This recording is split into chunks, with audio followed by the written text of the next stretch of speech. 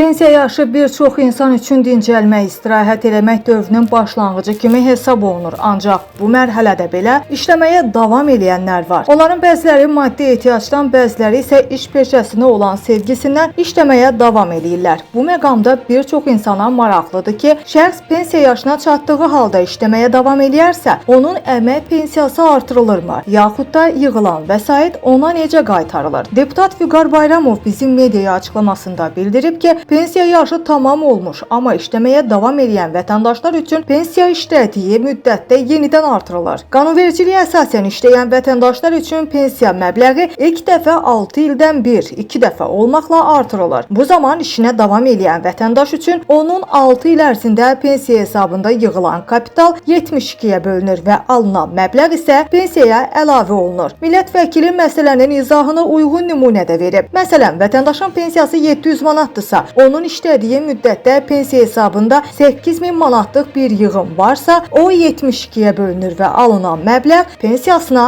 əlavə edilir. Təbii ki, 6 il müddətində vətəndaşın pensiya hesabında nə qədər kapital yığılırsa, bu ona daha çox pensiya almaq imkanı yaradır. Buna görə də işləyən vətəndaşlar üçün pensiya artımları işlədiyi müddətdə 6 ildən bir olmaqla həyata keçirilir.